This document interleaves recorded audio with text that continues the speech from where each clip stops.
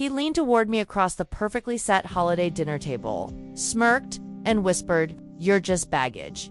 The clinking of silverware and forced small talk around us blurred into silence.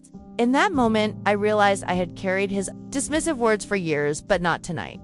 I stood up, tapped my glass, and announced that my private jet was waiting outside. Every fork froze midair. The room went silent, and for the first time, they finally saw who I really was: independent, powerful, and completely unstoppable. Holiday dinners at my in-laws' mansion were always a carefully orchestrated performance, the kind where every fork was perfectly aligned. Each glass sparkled like a jewel, and the air hummed with polite, practiced laughter.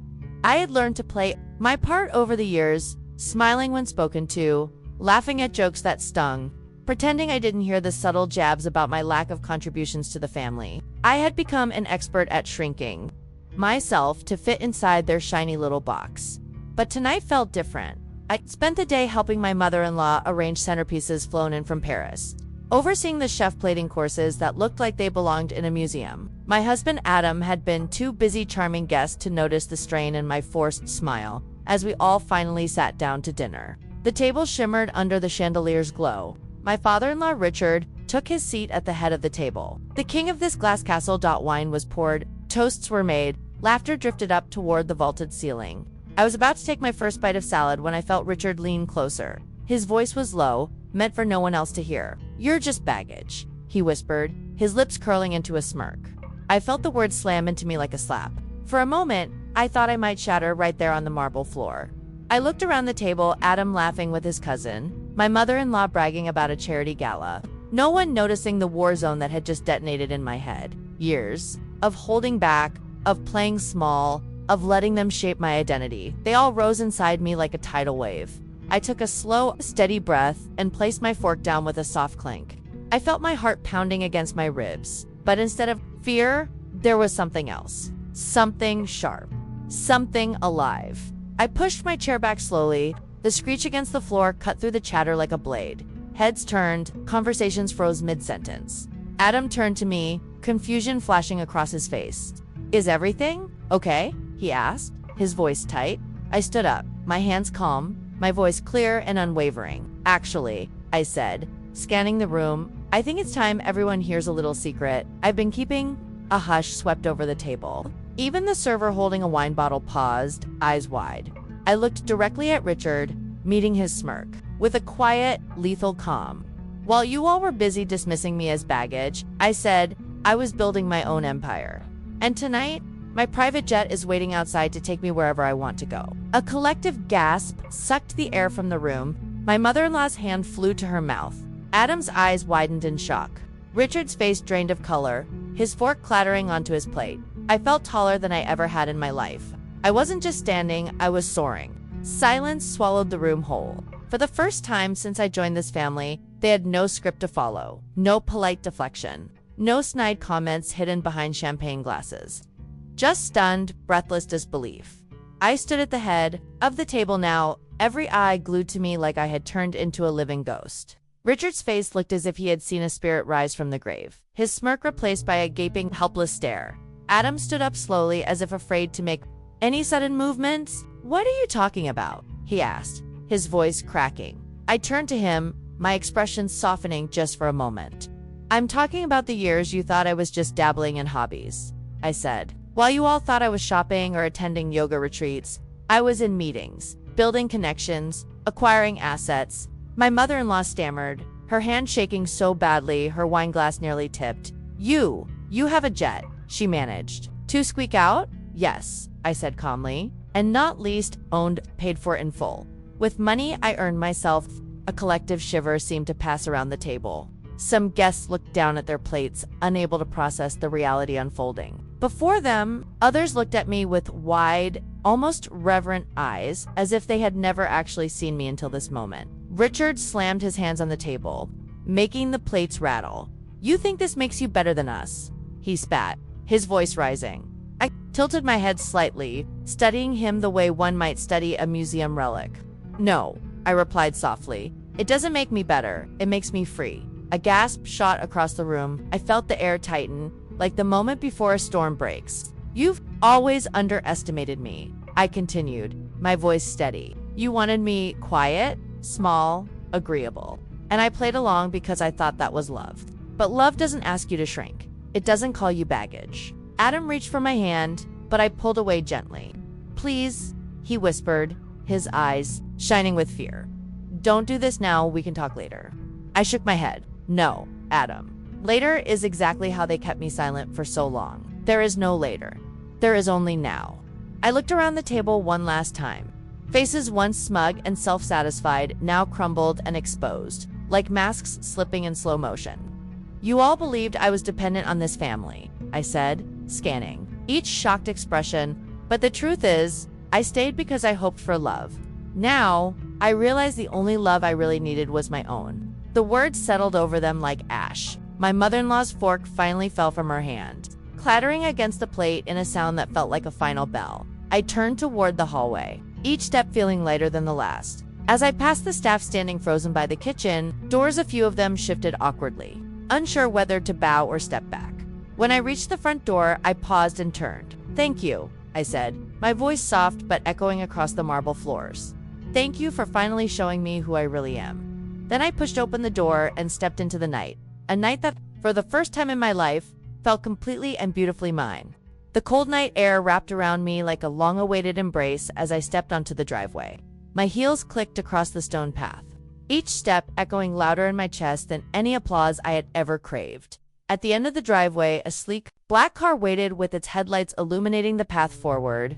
My driver, Samuel, stepped out and opened the door with a small bow. Ma'am, he said, his voice steady and respectful. We're ready when you are. I slid into the back seat, sinking into the buttery leather.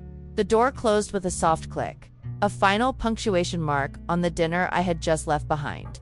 As the car pulled away, I looked back through the tinted window. The grand mansion stood still, glowing in soft golden light, but to me, it felt like a museum of ghosts, relics of a version of myself I no longer recognized. I turned away and opened my phone. Dozens of messages flooded in, some from confused relatives, some from close friends, others from business partners who had known my power long before tonight.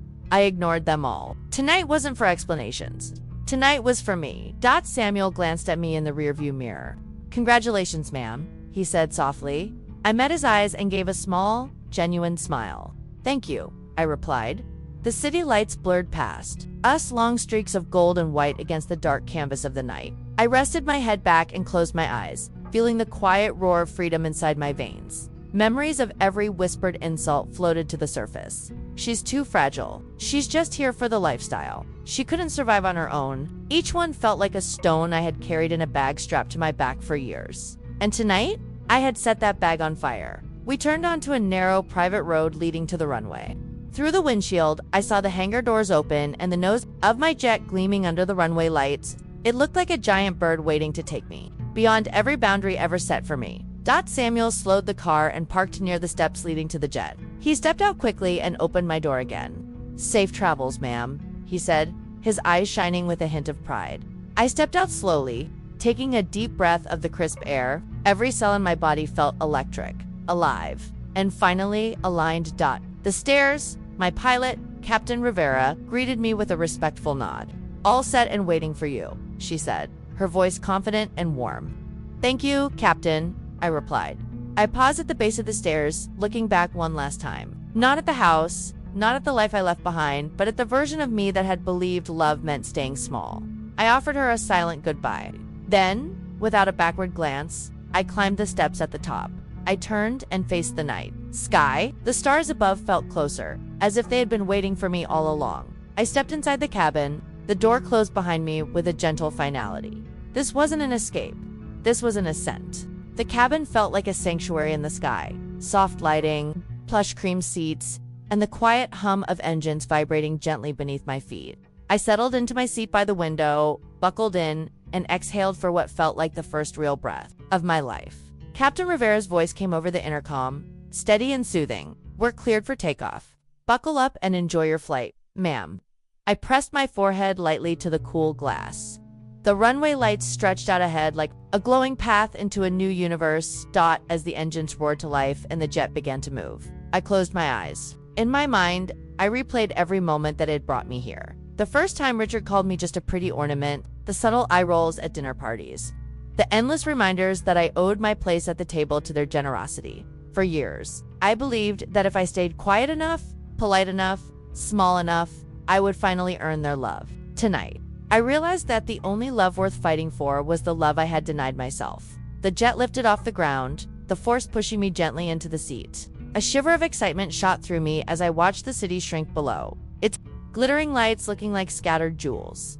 I unbuckled my belt as the plane leveled and stood, feeling the warmth of the cabin lights on my skin. I walked to the small private bar, poured a glass of champagne, and watched the bubbles rise, each one a tiny echo of the life I had left behind. I held the glass up to my reflection in the window. To me, I whispered, my voice steady and strong. To the woman who stopped waiting for permission and finally took off, I took a slow sip, letting the crisp, sharp taste dance on my tongue. I returned to my seat and pulled out my notebook, the same one I had scribbled business ideas in while they thought I was just shopping.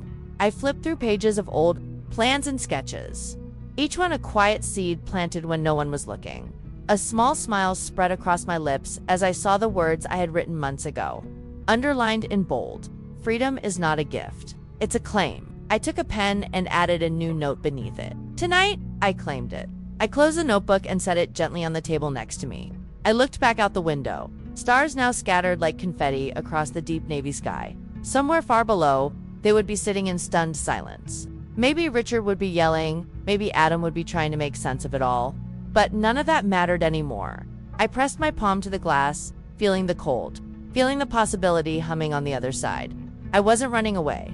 From them, I was running toward the life I had built in secret, the one that had always belonged to me, even when I didn't believe it.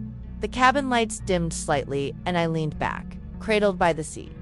I felt the hum of the engines in my bones, steady as a heartbeat. For the first time, I felt completely at home. As the jet soared through the night sky, the cabin seemed to hum with the energy of 1,000 unspoken dreams.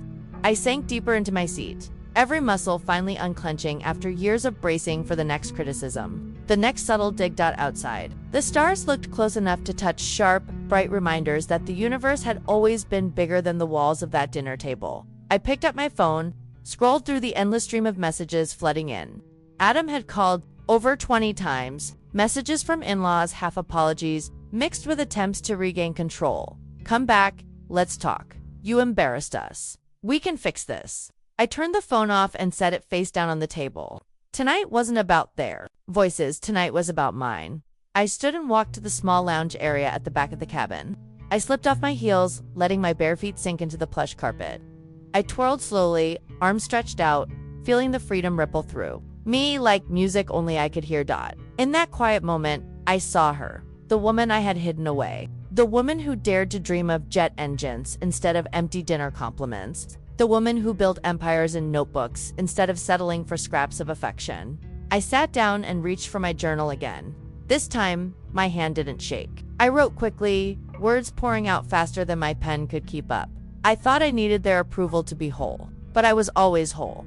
I thought I was waiting for someone to save me, but it was me. It was always me. I underlined it twice, then closed the journal and held it to my chest, my heart pounding in perfect rhythm. Captain Rivera's voice floated softly through the intercom. We're cruising at 40,000 feet now. Smooth air ahead. 40,000 feet, a new altitude, both literal and metaphorical. I glanced out the window again, the moon, a glowing guardian, following me across the dark sky. My reflection stared back, not the quiet, apologetic woman who sat through years of dinners in silence, but a woman with fire in her veins and sky in her eyes. I felt my lips curve into a slow, unforced smile. I knew tomorrow there would be questions, tabloids, gossip, and maybe even more anger. But I also knew that for the first time, I wouldn't bend. I wouldn't shrink to fit someone else's fragile pride. Tonight, I had chosen myself in the loudest, most glorious way possible. I returned to my seat, wrapped a soft blanket around my shoulders, and rested my head back. My body felt heavy in the most comforting way, like sinking into a long overdue embrace. I closed my eyes and let the hum of the engines lull me into a gentle peace. Tonight wasn't the end of a chapter. It wasn't even the start of a new one. It was the start of the whole damn book. One written entirely in my own words, at my own altitude. Sometimes freedom doesn't come from leaving a place, it comes from finally stepping fully into yourself. Subscribe for more stories of women rising beyond every limit they were told to obey.